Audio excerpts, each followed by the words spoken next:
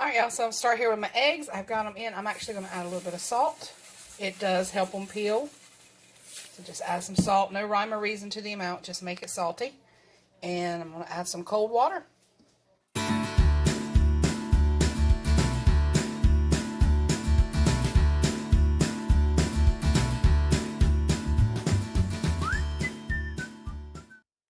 So they are fixing to boil. I'm going to set my timer for 12 minutes. And then after 12 minutes, I'm going to cut it off and let them cool down a little bit. And then ice bath and then peel them. And then yum, I love deviled eggs. Alright, y'all, so I am prepping up here, getting ready for those deviled eggs. They're still boiling and they got a couple more minutes. But I got some diced onion in the fridge. I'm going to use it up. I used this for hot dogs a couple of nights ago. So I'm going to go ahead and just take a little bit of it out. I don't need a whole lot. Oh, come back here, onion. You'll smell good come dark. And I'm going to use my knife here, my big knife, one of my big knives. It's not a very sharp knife, but I'm going to mince them up even finer.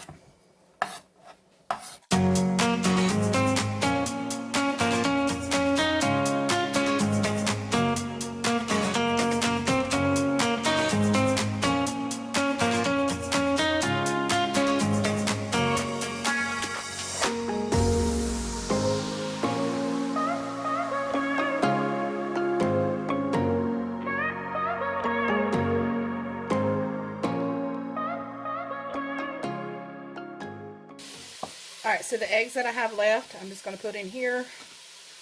We can have them with salads, or we can take them to lunch or whatnot, but there is my tray. We get ready to pop this out and make them deviled eggs, or heavenly eggs. They're heavenly. Alright, Badia complete. About a teaspoon to a teaspoon and a half, that stuff. Haven't used it in a while. Well, I do use it from time to time. You know what? You know I got it.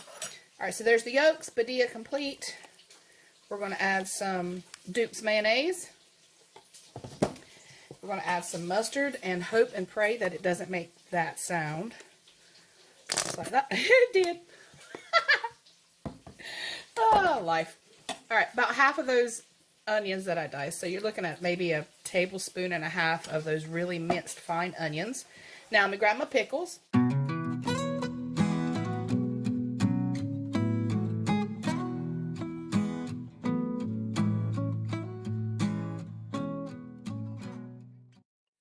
Best utensil in the kitchen.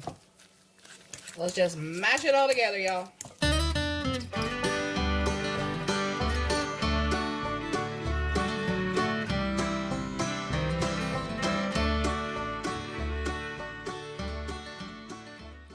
Alright, y'all. A little paprika. Just to make them pretty. I don't know if that's a southern thing or not, but there you go. Little or as much as you want. You can just sprinkle it, make it pretty like I did, or you can put the whole bottle on there. It's your eggs.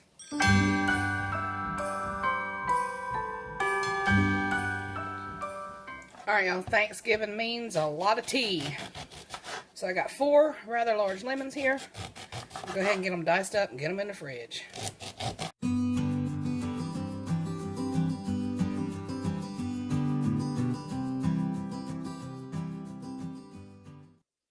So I've started pot 1 of about 3 or 4 of my sweet teas.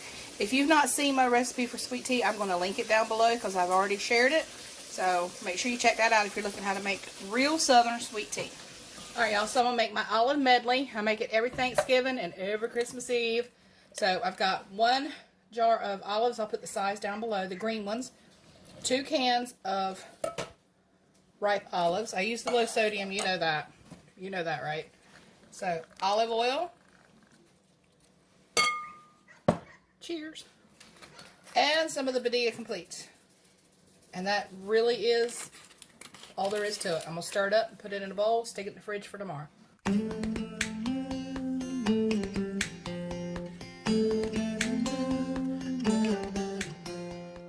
This Thanksgiving, what would we call it? Thanksgiving Eve. It's burgers and dogs, y'all. Burgers and dogs. So, you'll see more of what's going on tomorrow. We're getting ready to plow into these burgers and the dogs and watch Charlie Brown Thanksgiving or something like that.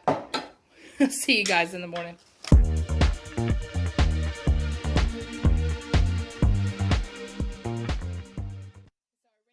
bacon, and I went ahead and removed it, just like so. Now I'm going to add my collards. I removed a little bit of the fat, but not all of it. I'm going in with the collards. They're going to sizzle. Alright, I got my heat up to medium. They're starting to steam, and as you can tell, well, you probably can't tell, but they're starting to go down. I'm going to add a couple of cups of chicken stock or chicken broth, either one. Or you can use water. But it does add more flavor to use the broth, obviously. I'm going to take what's left of those onions that I diced up, toss them in there for a little more flavor. Some people don't like onions in their collards, but we do, so life is good. I'd say that's maybe half of a small onion. You toss that in there.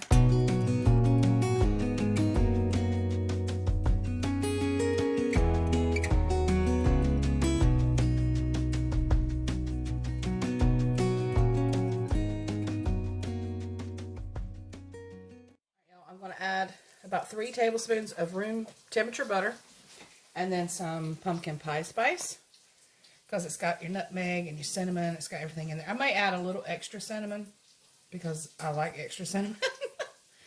But I'm going to put that in there, just sprinkle it all around. Don't have to go crazy with it, unless you want to. You want to go crazy with it? Go crazy with it. All right, a little extra cinnamon, because I like a little extra. And then a capful of either vanilla or almond extract. I'm using almond, pure extract. And now just going to mix all that up together. Alright, y'all, I'm going to add some dried cranberries right to the top. About, what, 1/8 of a cup, maybe. It's just a few here and there for, you know, that tart bite. That's what that's for. It's just a few here and there. Alright, so 1 cup of old-fashioned oats or quick oats, rolled oats. Any of them work. So I got 1 cup in there. Alright, so to the oats, 1 cup of all-purpose flour and 1 stick of melted salted butter. And then just use your fork and combine that all together until it looks like wet sand. I also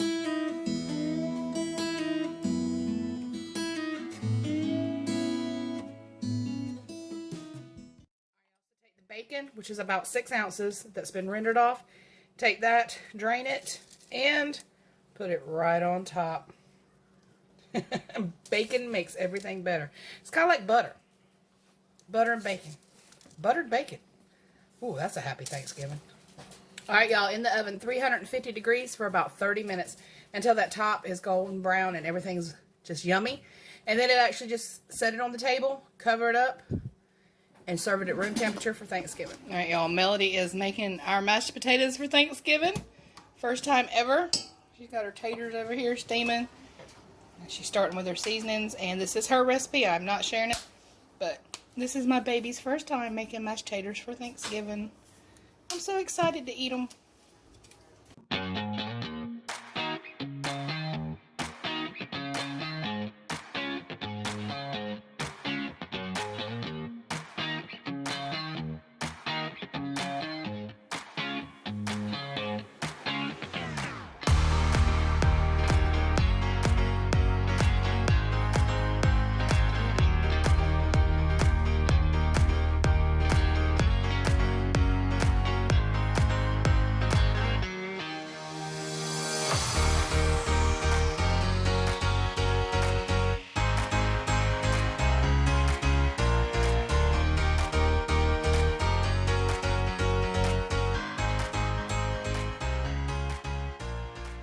Never been video doing this. It's weird.